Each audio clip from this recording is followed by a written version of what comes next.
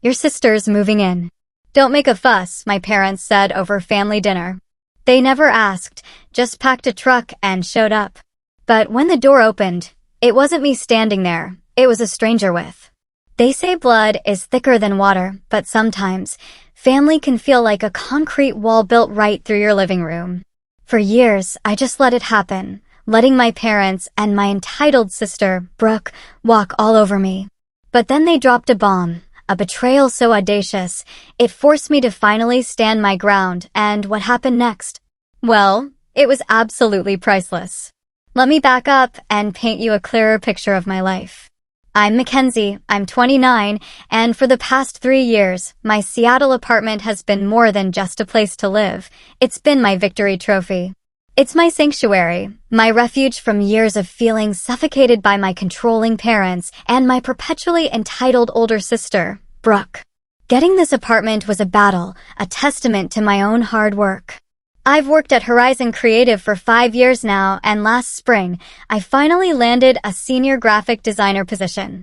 It came with a decent raise, not enough to buy anything fancy in Seattle's insane housing market, but enough to comfortably cover rent on my 1-bedroom plus office apartment in an older building in Capitol Hill.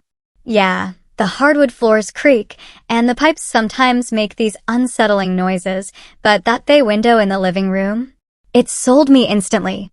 I've slowly made this place my own, piecing it together with secondhand furniture, adding plants I somehow haven't killed, and decorating the walls with my own designs and art from local creators I really admire.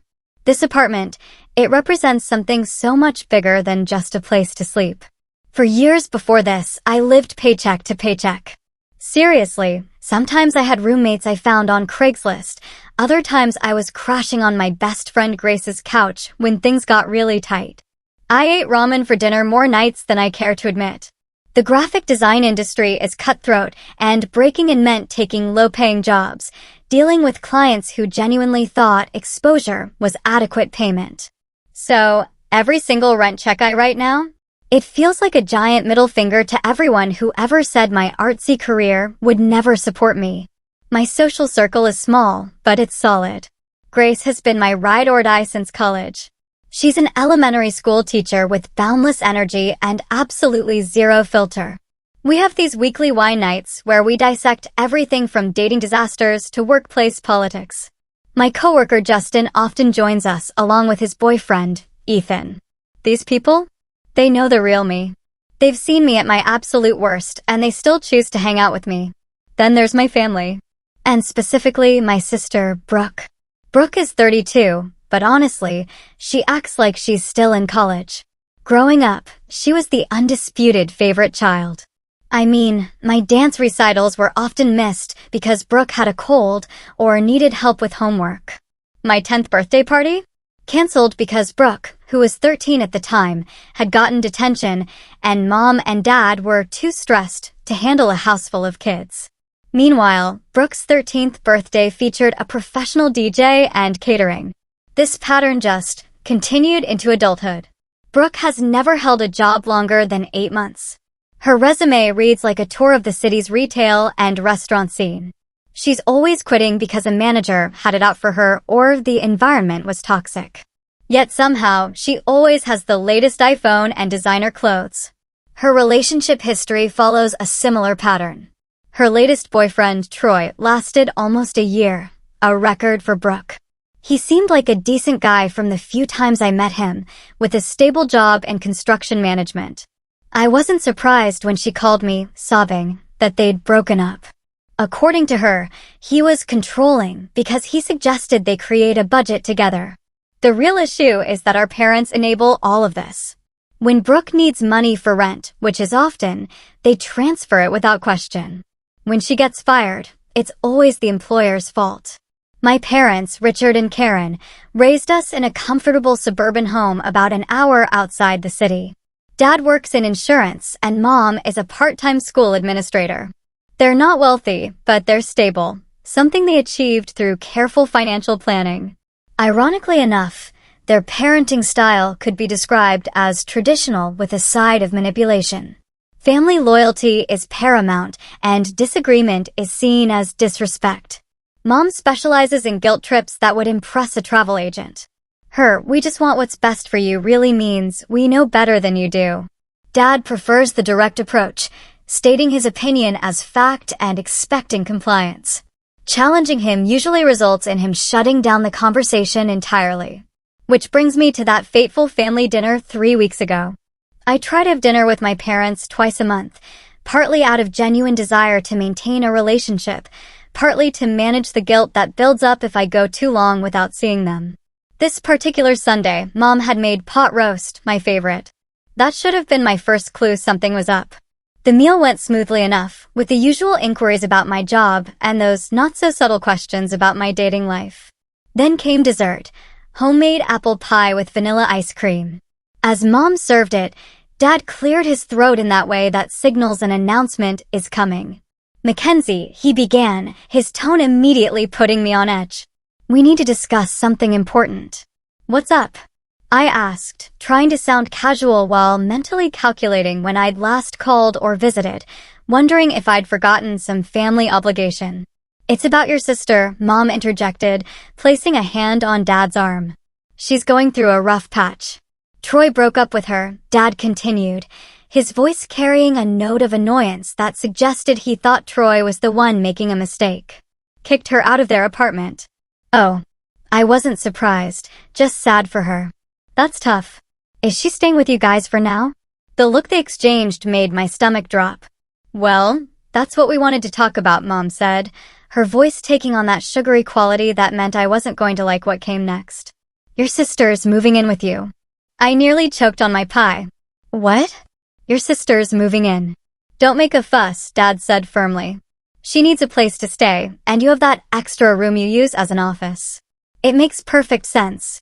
It didn't make any sense at all. They hadn't asked. They were telling me, as if my apartment, which I paid for with my own hard-earned money, was somehow community property. "Did Brooke ask about this?" I managed, trying to keep my voice steady. "She's embarrassed," Mom explained. "You know how proud she is. But she needs family right now." "I can't just. It's already decided," Dad interrupted. "The truck is packed. She'll move in this Saturday." And just like that, my sanctuary was being invaded, my boundaries trampled, and my opinion deemed irrelevant. All in the space of a 5-minute conversation over apple pie. My fork clattered against the dessert plate as I set it down. Appetite gone. "Wait a second. You can't just decide this without talking to me first." Dad's eyebrows rose in that way that had intimidated me since childhood. "We're talking now." "No, you're telling me, after you've already made the decision." I countered, feeling heat rise to my face. "My apartment is tiny. It's a 1-bedroom with a small office, not a 2-bedroom. You have that little office space," Mom pointed out, as if I might have forgotten my own floor plan. "Brooke doesn't need much room. She can make it work." "That's my workspace," I explained, trying to keep frustration from seeping into my voice. "I work from home 2 days a week. All my supplies are there, my drawing tablet, my reference books. You can move that stuff into your bedroom," Dad dismissed with a wave of his hand. "Plenty of people work from their bedrooms." I took a deep breath, trying another angle. "Having another person will increase all my expenses, utilities, internet, groceries. I just got this promotion, but Seattle isn't cheap." "Brooke will contribute," Mom assured me, though her lack of eye contact told me even she didn't believe this. "Once she gets back on her feet." "And when will that be?" I pressed. "How long is this arrangement supposed to last?" Another exchange of glances between my parents. "Well, we can't put an exact timeline on it," Mom hedged. "Until she's stable again." Which could be weeks, months, years. The last word came out sharper than I intended. "That's what family does," Mackenzie, Mom said, her voice taking on that martyr tone I knew so well. "We help each other without counting the cost or watching the clock. I would think you'd want to be there for your sister during this difficult time." Dad leaned forward, elbows on the table. "This isn't a negotiation. Brooke needs help and you're in a position to provide it. End of discussion." As if summoned by her name, the front door opened and Brooke walked in. Her eyes were red-rimmed, but her makeup was flawless, as always. She glanced at the table, immediately reading the tension. You told her, she asked quietly, hovering in the doorway like a Victorian heroine about to faint. We're discussing it, Mom said, reaching out a hand to draw Brooke to the table. Brooke sat down immediately, reaching for her water glass. I know this is a lot to ask, she said, her voice trembling slightly. I wouldn't if I had any other option. What happened with Troy exactly? I asked, trying to understand the situation better. Brooke's eyes welled with tears. He's been so controlling about money lately, checking all the credit card statements, questioning every purchase. Then he found out about the Nordstrom card and just exploded. Said I had a shopping addiction. She sniffled delicately. Can you believe that? Just because I like nice things. I could believe it, actually. This wasn't the first time Brooke's spending had caused problems. Last Christmas, she'd asked to borrow my credit card for one small gift and maxed it out on designer boots and a handbag for herself. And your apartment? I asked. It was in his name, she admitted. He gave me 2 weeks to find somewhere else. What about your job at the boutique? Last I heard, she was working at an upscale clothing store in the mall. Another tear slipped down her cheek. They let me go. Something about too many tardies, which is so unfair because the bus is always late. The full picture was becoming clearer. This wasn't just a bad breakup.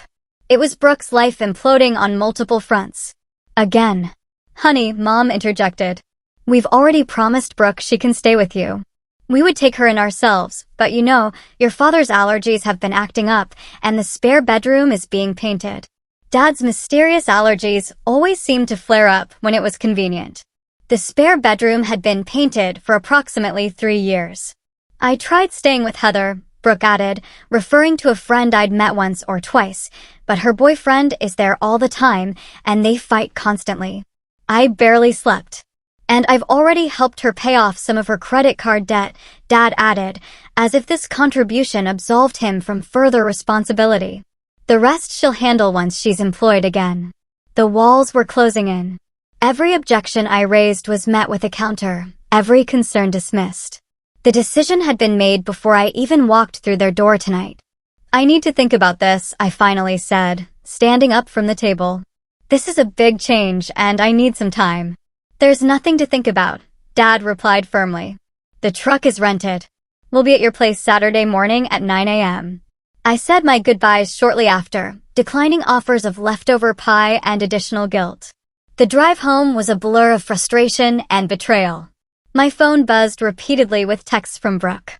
Can't wait to be roomies again, just like when we were kids. Do you think my queen bed will fit in the office? Should I bring my Vitamix, or do you have a good blender? Each message ratcheted up my anxiety. Memories of sharing a room with Brooke as teenagers flooded back. My journals read, clothes borrowed without asking and returned stained, friends monopolized. Now it would be my professional equipment at risk. My carefully cultivated peace disrupted. Instead of going straight home, I pulled into the parking lot of Analog Coffee, a local spot I frequented. I needed to clear my head before returning to the apartment that would soon be invaded. The familiar scent of espresso and the low hum of conversation helped ground me as I ordered a latte. Mackenzie, is that you? I turned to see Grace sitting by the window, grading papers. The universe was throwing me a lifeline. Hey, I said, sliding into the chair across from her. Mind if I join you? Please do. These essays on my summer vacation are melting my brain. She pushed the stack aside. You look like someone killed your cat. What's going on? And so I told her everything, the words tumbling out in a rush of frustration and panic. Grace listened, her expression shifting from surprise to outrage on my behalf. They can't just decide this for you, she said when I finished. It's your apartment, your name on the lease. You know my parents. Then unmake it for them, Grace said firmly. Tell them no. I've tried saying no to my family. It never works. I stirred my latte absently. Either they wear me down or I give in to avoid the conflict. And now they've already promised Brooke. Grace was quiet for a moment, tapping her pen against her mug. Then her eyes lit up in that way that usually preceded either a brilliant idea or a terrible one. What if, she said slowly, the office wasn't available? What do you mean? I can't remodel in 5 days. No, but what if someone else was already using it? She leaned forward. My cousin Tyler just moved to Seattle for a job at Amazon. He's staying in an Airbnb while apartment hunting. What if he became your temporary roommate? I blinked at her. You want me to move a stranger into my apartment to prevent my sister from moving in? Not a total stranger. He's my cousin.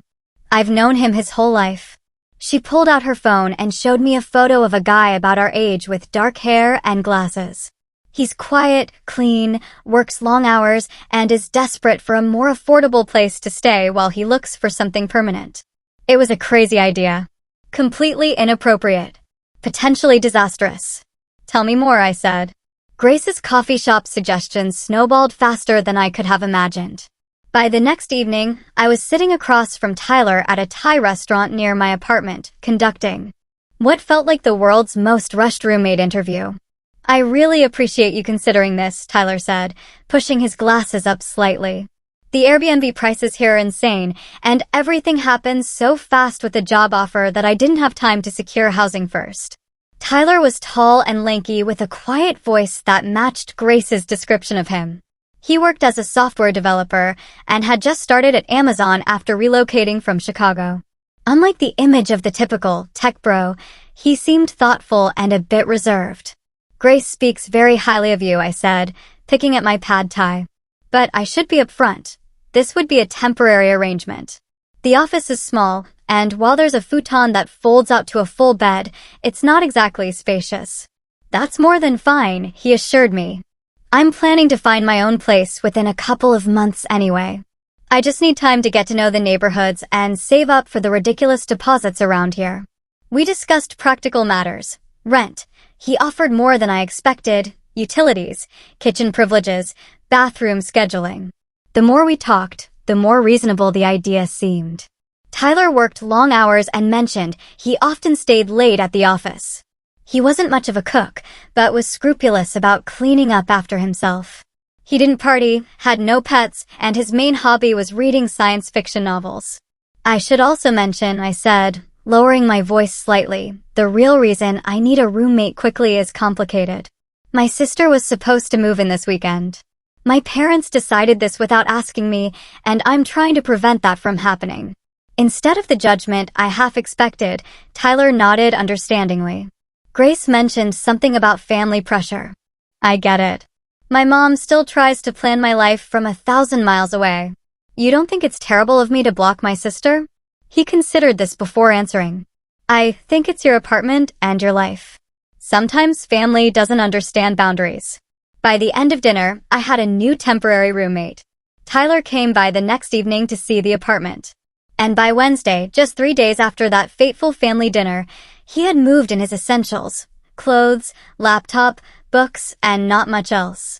The office transformation happened quickly. I consolidated my work materials, moving my drawing tablet and most important supplies to a corner of my bedroom. It wasn't ideal, but it was workable for the short term. Tyler helped rearrange the furniture to maximize the small space, and by Wednesday night, the office had become a functional, if compact, bedroom. Meanwhile, my phone continued to buzz with messages from my parents and Brooke. I responded vaguely, neither confirming nor denying Saturday's moving plans.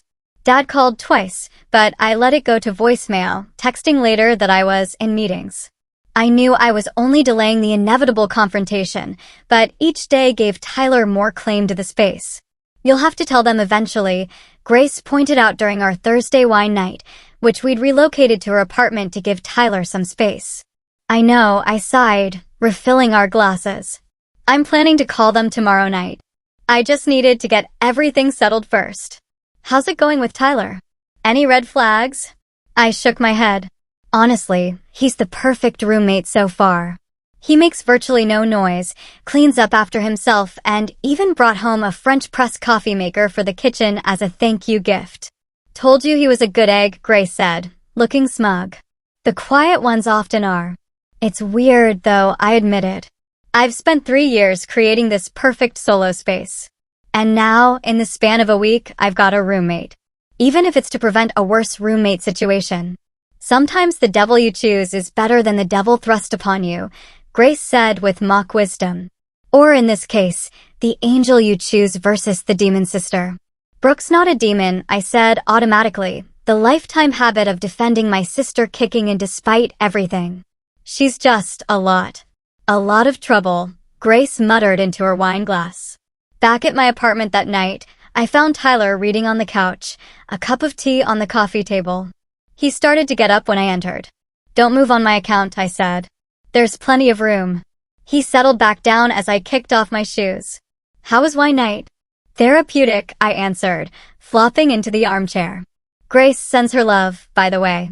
She texted earlier to make sure I wasn't secretly an axe murderer, he said with a small smile.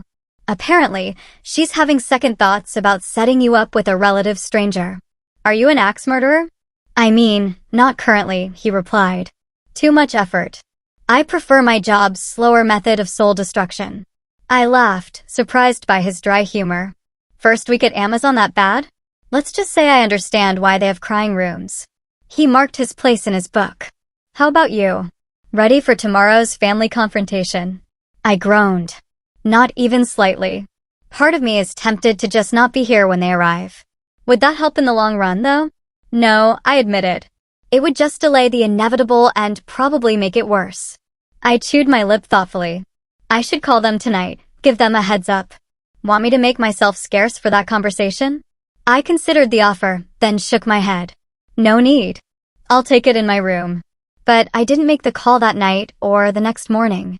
Each time I picked up my phone, I found a reason to put it down again. I told myself I was waiting for the right moment, but in truth, I was avoiding conflict just as I always had. Friday evening arrived with still no direct communication about the changed situation. Tyler and I were sharing a pizza and watching a documentary when my phone buzzed with a text from my mother. Don't forget, we'll be there at 9 a.m. tomorrow with Brooke's things. Please make sure the office is cleared out. Love you. I stared at the message, anxiety churning in my stomach. Tyler glanced over, raising an eyebrow. They're still coming tomorrow, I said, showing him the text. I never told them. What are you going to do? I took a deep breath. I guess I'll be having an unexpected family reunion in the morning. Do you want me to be out for that? Tyler asked. I can make myself scarce for a few hours. I considered this, then made a decision that would change everything. Actually, if you don't mind, I'd like you to be here. I straightened my shoulders. In fact, I think you should answer the door. Saturday morning arrived with gray skies and a steady drizzle. Typical Seattle weather that matched my mood perfectly. I'd barely slept, rehearsing conversations in my head and imagining worst-case scenarios. Tyler and I were having coffee at the kitchen counter, an island of calm before the storm. You sure about this? He asked, glancing at the clock. It was 8:45 a.m. No, I admitted, clutching my mug like a lifeline. But I'm out of options in time. We could still call them, he suggested. Give them a heads up. I shook my head. They'd just try to talk me out of it. Or worse, show up anyway and demand that you leave immediately. At least this way, they'll be too shocked to have a prepared response. Tyler nodded, adjusting his glasses. For what it's worth, I think you're doing the right thing. Standing up for yourself isn't wrong, even if it feels uncomfortable. The doorbell rang at 8:52. Anne, earlier than expected. My heart jumped to my throat. They're early, I whispered unnecessarily, panic rising. Through the window, I could see my parents' silver SUV double-parked in front of the building. Behind it was a small rental truck that presumably contained Brooke's possessions. Tyler set down his coffee. I can still stay in the room if you'd rather handle this yourself. For a brief moment, I was tempted to take the offer, to fall back into old patterns and handle the conflict alone. But something had shifted in me over the past week. Perhaps it was the realization that I'd found the courage to take control of my space in a different way. Or maybe it was the simple fact of having an ally present. No, I said firmly. Answer the door. Tyler nodded and walked calmly to the entrance while I positioned myself just out of immediate sight in the kitchen. The doorbell rang again, more insistently this time, followed by a knock. I heard the door open and held my breath. Can I help you? Tyler's voice was polite but confused. Exactly as we'd discussed. There was a moment of complete silence. I think we have the wrong apartment, my father's voice finally said, uncertainty clear in his tone. We're looking for Mackenzie Wilson. This is Mackenzie's apartment, Tyler confirmed. I'm Tyler, her roommate. Another beat of silence followed by my mother's voice. Roommate? There must be some mistake. We're her parents. This is her sister, Brooke. I could picture the scene perfectly. My father's face reddening, my mother's bewildered expression, Brooke's mouth hanging open in shock. It was time to make my appearance. I stepped around the corner and into view. Hi, Mom. Dad. Brooke. You're early. My father's eyes darted between Tyler and me, confusion morphing rapidly into anger. What's going on here? Who is this man? Before I could answer, my mother pushed past Tyler into the apartment, her gaze immediately falling on his belongings. The stack of books on the coffee table, the laptop on the desk in the corner, the jacket hanging by the door. Mackenzie Jane Wilson, she said, using my full name as if I were still a child. What have you done? Brooke remained in the hallway, her expression shifting from shock to hurt to anger in rapid succession. You got a roommate to keep me out? Her voice rose on the last word, causing the door to apartment 4B to crack open as my neighbor, Mrs. Garcia, peeked out curiously. Can we please take this inside? I said, mortified at the public spectacle. Mrs. Garcia, sorry for the noise. No problem, dear, she replied, clearly not meaning it, and in no hurry to close her door. My father stepped into the apartment, his posture rigid. Young man, he addressed Tyler directly. I don't know what Mackenzie has told you, but there's been a misunderstanding. We need you to leave immediately. Tyler stood his ground, calm but firm. Sir, I've signed a rental agreement with Mackenzie. I live here now. Rental agreement? My father's voice rose. Mackenzie, what is he talking about? Brooke chose this moment to enter the drama fully, dropping dramatically onto the hallway floor. I'm going to be homeless, she wailed. My own sister would rather have a total stranger than help family. A door across the hall opened. And now Mr. Peterson was watching, too. Perfect. Is everything all right out here? Mr. Delgado, our building manager, appeared at the top of the stairs, attracted by the commotion. We've had noise complaints. 5 minutes into this confrontation, and I'd already managed to involve half the building. My father was staring daggers at Tyler. My mother was inspecting the apartment like she was cataloging violations. Brooke was creating a scene in the hallway, and the neighbors were getting a free Saturday morning show. Everything's fine, I said to Mr. Delgado, my voice strained. Family discussion. We're taking it inside now. Please do, he replied firmly, or I'll have to ask your visitors to leave the premises. Everyone inside, I said, gesturing to my family. No. Reluctantly, they complied. Tyler closed the door, mercifully shutting out the curious neighbors. The small apartment suddenly felt even smaller with 5 people inside it. Sit down, I said, pointing to the couch and armchair. Please. My parents took the couch while Brooke, after a dramatic sniffle, perched on the arm of the couch as far from them as possible. Tyler moved to stand by the kitchen counter, giving us space while remaining present. The moment of truth had arrived. I took a deep breath, unclenching my fists at my sides. The apartment fell silent as everyone waited for an explanation. The only sound, the faint ticking of the wall clock and Brooke's occasional theatrical sniffles. I need everyone to listen to me, I began, my voice steadier than I expected. Really listen. Without interrupting. Dad opened his mouth, but Mom placed a hand on his arm, silencing him. I took that as permission to continue. For as long as I can remember, what I want, what I need, has always come second in this family. The words felt dangerous, like stepping onto thin ice, but I pressed on. When we were kids, Brooke's dance recitals were family events, with flowers and dinner celebrations. Mine were attended if it was convenient. My 10th birthday was canceled because Brooke got detention, but her 13th had professional catering and a DJ. That's not fair, Mom started. But I held up my hand. Please let me finish. She pressed her lips together, clearly unhappy, but complying. This pattern never stopped. In college, when I needed help with tuition, I was told to take out loans because you were helping Brooke with her maxed out credit cards. When I graduated and was living on ramen to make rent, you were paying Brooke's security deposit on her 3rd apartment in 2 years. I turned to look directly at my sister. Brooke, I love you. You're my sister. But this isn't about not wanting to help you. This is about the fact that once again, Mom and Dad decided what would happen with my life, in my home, without even asking me. Brooke's expression was hard to read, part hurt, part defiance, but also something else, something that looked almost like understanding. I have worked incredibly hard for this apartment, I continued. I saved for months for the security deposit. I painted it myself. I bought furniture piece by piece when I could afford it. This is the first place that has ever been truly mine, and I have the right to decide who lives here. I gestured toward Tyler, who was standing quietly by the counter. This is Tyler. He's Grace's cousin and my new roommate. He moved in 3 days ago. You did this deliberately, Dad said, his voice low with anger. To shut out your sister? Yes, I admitted, refusing to sugarcoat it. I did.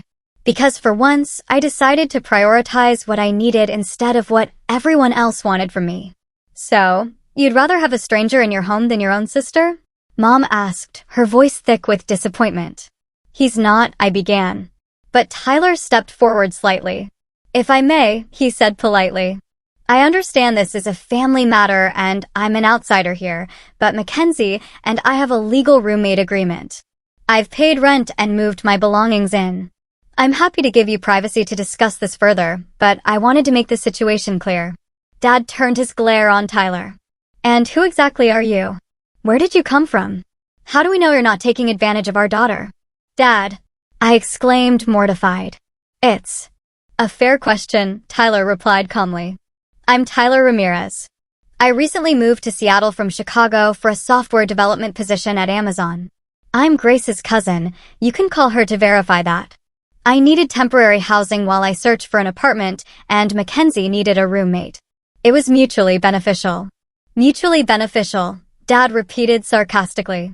While your own sister is left without a place to live. That's cold, Mackenzie. I didn't raise you to be so selfish. The word selfish hit me like a slap.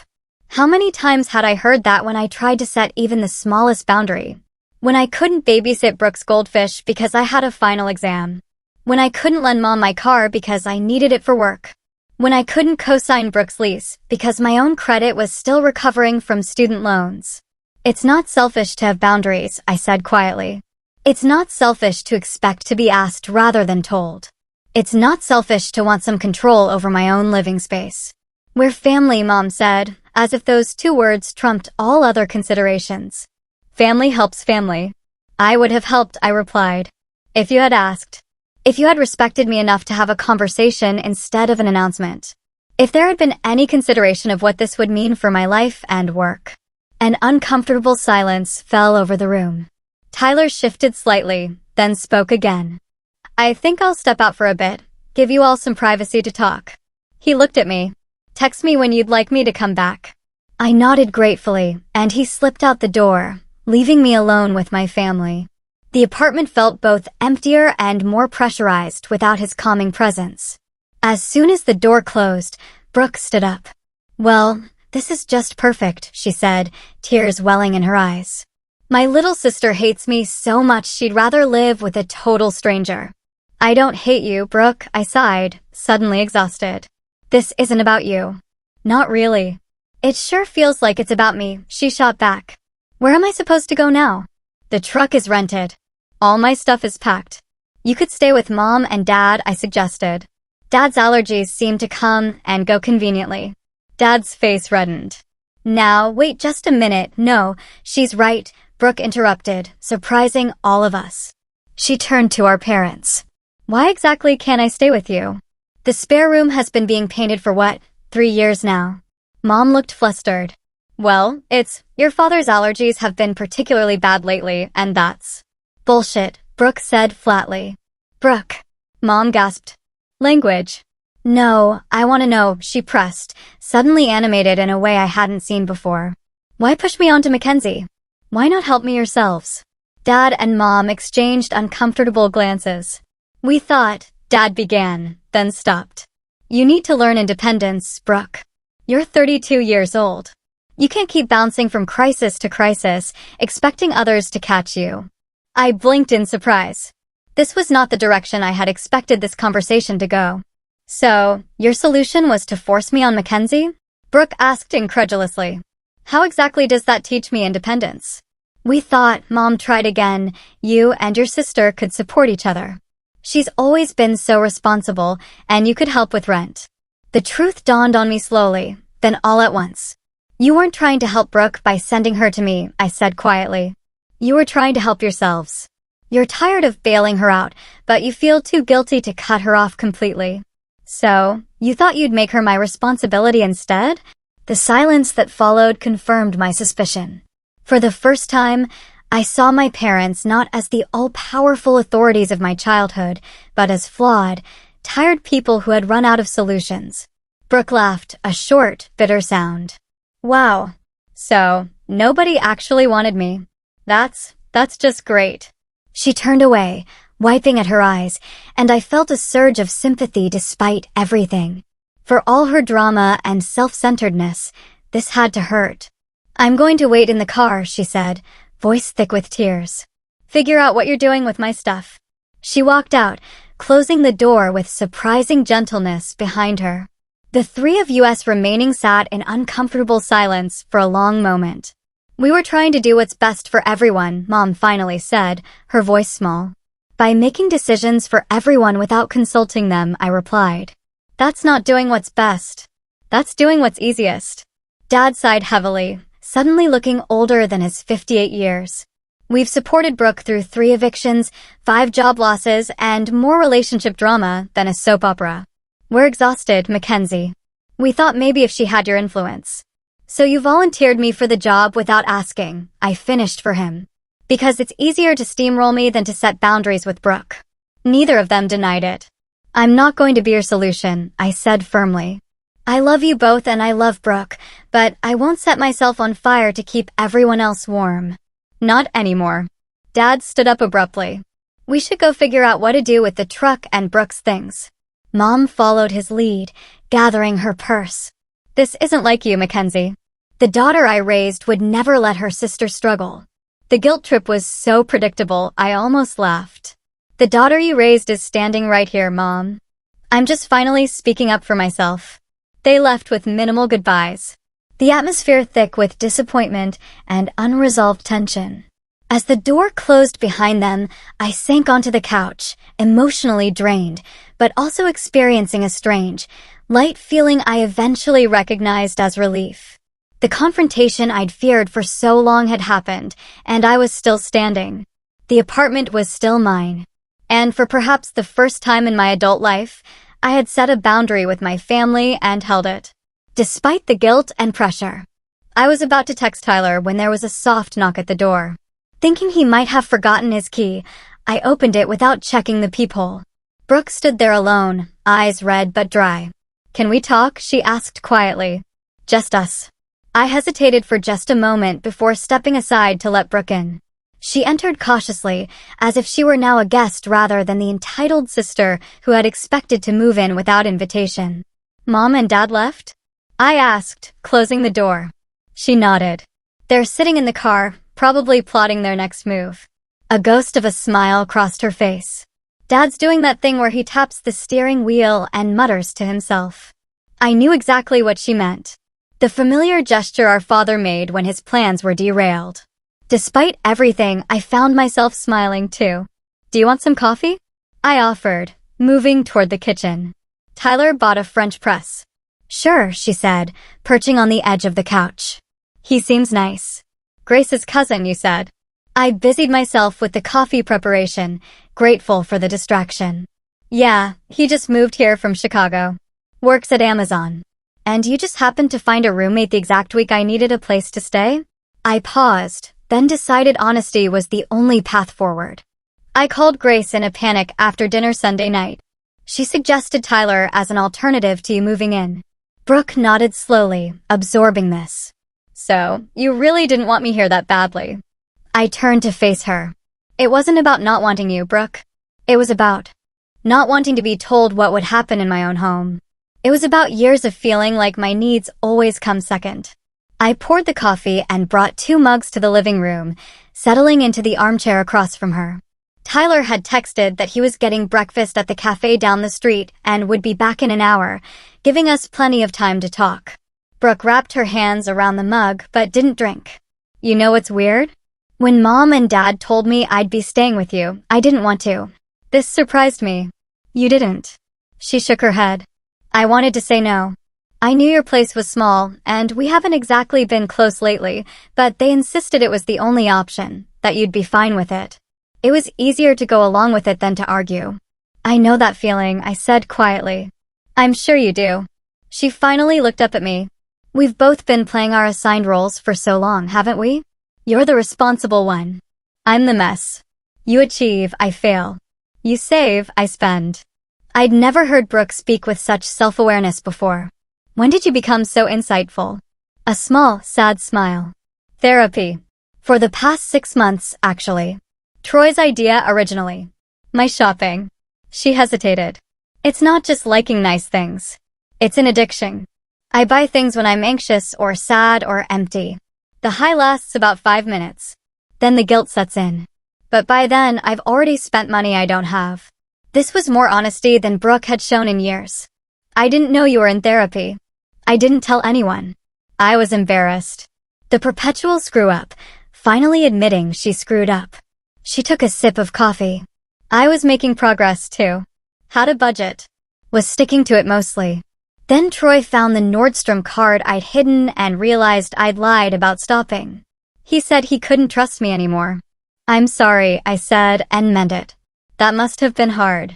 It is. She set down her mug. The truth is, Mackenzie, I'm jealous of you. I always have been. I nearly choked on my coffee. Jealous of me? But you were always the favorite. The favorite screw-up, she corrected. They expected nothing from me and everything from you. And you delivered. Good grades, solid career, financial independence. Meanwhile, I'm 32 and back to square one again. I'd never considered our family dynamic from this perspective before. Had my resentment of being held to higher standards blinded me to the damage done by expecting nothing of Brooke? For what it's worth, I said carefully. I was always jealous of how easily things seemed to come to you. The social stuff, making friends, dating. You were always the fun one, the pretty one. Brooke laughed. God, we're a mess, aren't we? Each envying what the other had, neither of us seeing the whole picture. A comfortable silence fell between us, more honest than any conversation we'd had in years. So, what now? I finally asked. What are you going to do? She sighed. I don't know. I can't stay with Mom and Dad. That would be a disaster for my therapy progress. Most of my friends are partiers who would be terrible influences. What about Heather? You mentioned staying with her before. She and her boyfriend broke up 2 days ago. He moved out, but she can't afford the rent alone. She's looking for a roommate. Actually, Brooke looked thoughtful.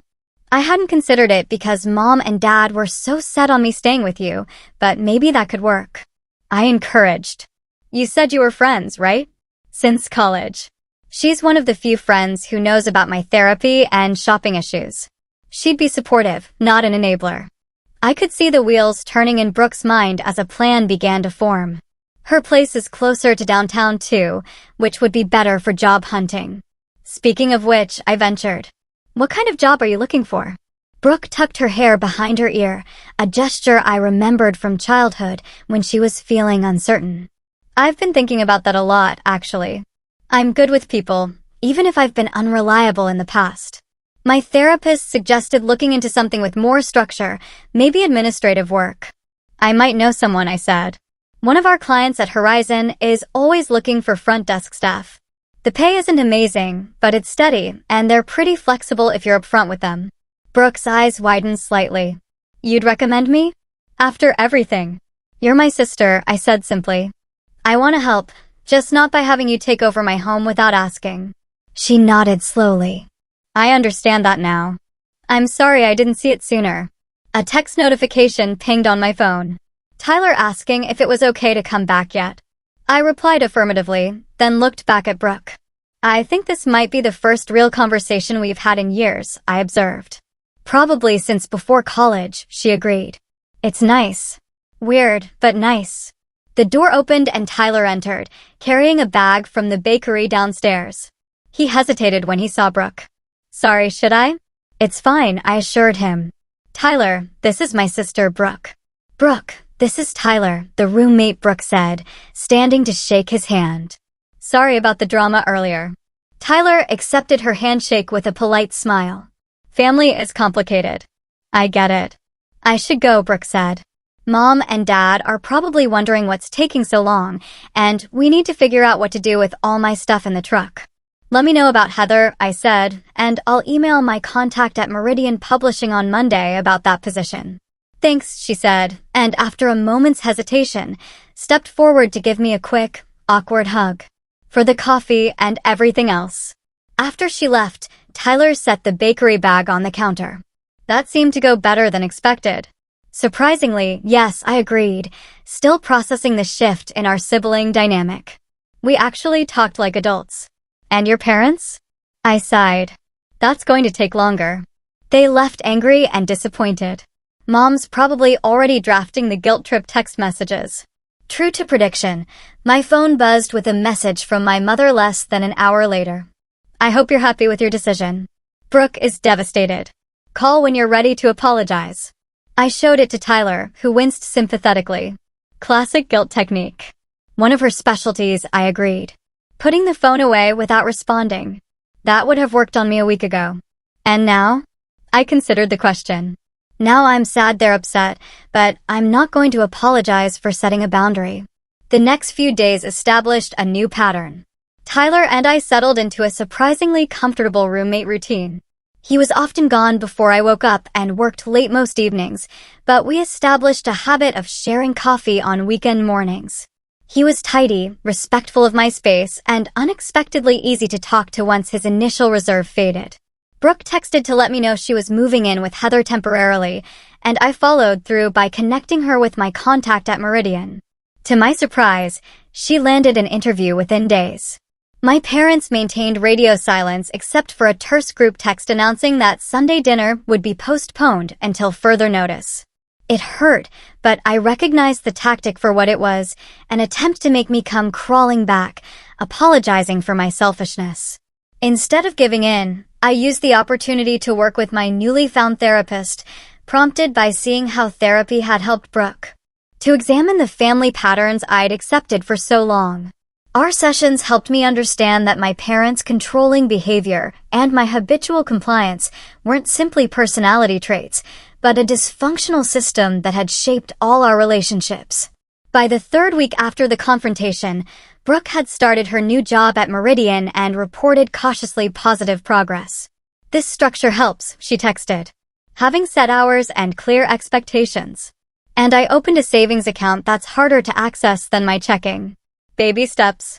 It was Grace who finally broke the stalemate with my parents by inviting all of us, including Tyler, to dinner at her apartment.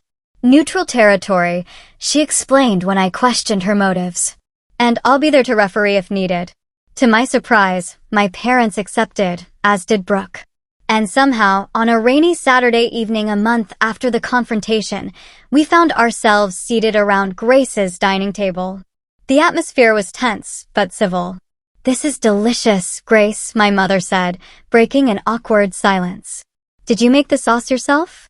Tyler did, actually, Grace replied, nudging her cousin with her elbow. He's the chef in the family. All eyes turned to Tyler, who looked embarrassed by the attention. It's just marinara, my grandmother's recipe. It's very good, my father said stiffly, the closest thing to approval he'd shown all evening.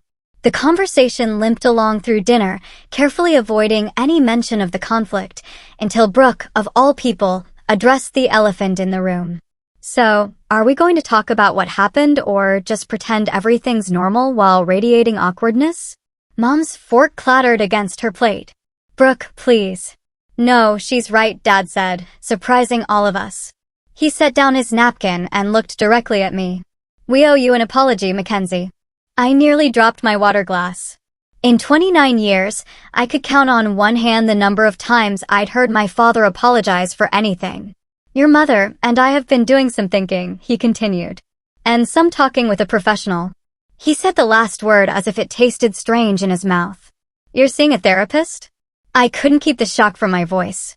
Family counselor, Mom clarified quickly. Just a few sessions. Pastor Jim recommended it. The point is, Dad pressed on. We've recognized that we may have been overly directive in our approach. Controlling, Brooke translated. The word is controlling, Dad. He frowned, but didn't dispute it. We thought we were doing what was best for both of you, pushing Mackenzie to be responsible, protecting Brooke from consequences. But we can see now that we've done neither of you any favors. We love you both so much, Mom added, her eyes glistening. We never meant to hurt either of you. We know that, I said softly, reaching across the table to touch her hand. But impact matters more than intent sometimes. She nodded, squeezing my hand. We're trying to learn that. It's not easy to change at our age. Tell me about it, Brooke said with a wry smile. I'm having to unlearn 3 decades of bad habits. The tension in the room had eased, replaced by something tentative but hopeful. We weren't fixed, not by a long shot, but we were talking, really talking, perhaps for the first time. As I looked around the table at my sister with her new determination, my parents with their halting attempts at change, Grace with her satisfied smile at seeing her plan work, and Tyler, the catalyst who had unknowingly set this whole transformation in motion. I felt something shift inside me. The anger and resentment that had fueled my stand against my family was mellowing into something more sustainable, a quiet, steady conviction in my own worth and boundaries. We had a long way to go, but for the first time, it felt like we were all walking in the same direction. 3 months after that fateful Saturday, when a stranger opened my door instead of me, my life has transformed in ways I never could have predicted. Tyler, initially a temporary solution to a family crisis, has become a permanent roommate and one of my closest friends. His quiet presence and unwavering respect for boundaries helped me recognize what healthy relationships actually look like. We've settled into a comfortable routine of shared meals, occasional movie nights, and a mutual understanding that sometimes we both need space. I've even introduced him to some of my coworkers, expanding both our social circles. Brooke has surprised everyone, perhaps herself most of all. After starting at Meridian Publishing, she received her first performance review with no tardiness or absences, a personal record. She and Heather signed a year-long lease on their apartment, and Brooke has maintained her therapy appointments consistently. She still struggles with her shopping impulses, especially during stressful periods, but now she texts me when she feels the urge instead of surrendering to it. Last week, she proudly showed me her savings account balance, modest, but growing steadily. My parents have been the slowest to change, which is understandable. Decades of established patterns don't transform overnight, but they're trying in their way. The family counseling sessions continue, and they've made visible efforts to respect my boundaries. Sunday dinners resumed after a 6-week hiatus, now with new ground rules. No unsolicited advice, no criticism disguised as concern, and most importantly, no decisions made for others. The first dinner was awkward, with Mom visibly biting her tongue several times and Dad retreating into silence when uncomfortable topics arose. But each gathering has gotten progressively easier. Last Sunday, Dad actually asked for my opinion on his retirement investment strategy instead of telling me what I should do with my own finances. A small step that felt monumental. My own healing journey has been more internal, but no less significant. Through therapy, I've begun to recognize how avoiding conflict had become my default mode, even outside my family. I said yes to projects I didn't have time for, accepted blame that wasn't mine, and swallowed my opinions to keep the peace. Learning to stand firm without aggression or apology has transformed not just my family relationships, but my professional life as well. Last month, I negotiated a proper raise instead of accepting the initial offer with gratitude, something the old Mackenzie would never have dared. What I've come to understand is that true family, true connection of any kind, must be built on respect for each other's autonomy. The idea that family means sacrificing your needs for others is a harmful myth that serves no one. My parents thought they were showing love by solving problems for us, but they were actually preventing us from developing the skills to solve our own problems. Brooke thought she was being loved when she was actually being infantilized. And I thought being a good daughter meant compliance, when what my family really needed was my honest voice. Sometimes the most loving thing we can do is to let people face the consequences of their choices. It's not cruelty, but respect for their capacity to grow. When I refused to let Brooke move in, it wasn't rejection, but an opportunity for her to find her own solution, which she did. One that has served her better than our parents' plan ever would have. The irony isn't lost on me that my parents' attempt to force their solution actually catalyzed positive change for everyone involved. Their unwelcome truck parked outside my building that rainy Saturday morning didn't deliver what they intended, but it delivered exactly what we all needed, a crisis that forced us to confront patterns too long ignored. I look around my apartment now, still my sanctuary, though differently configured with Tyler's books mingling with mine on the shelves, and feel a peace that comes not from avoiding conflict, but from surviving it. From standing in my truth and discovering that relationships that can't withstand honesty aren't relationships worth preserving in their current form. The journey continues, of course. Old habits resurface, especially in moments of stress. Mom still occasionally slips into guilt trip mode. Dad still struggles to express vulnerability. Brooke still has days when the shopping apps call her name. And I still sometimes find myself swallowing words I should speak. But now we recognize these patterns when they emerge. And that recognition alone is powerful. If you're facing similar struggles with family boundaries, know that standing firm isn't selfish. It's often the most loving choice you can make, both for yourself and for those who need to grow.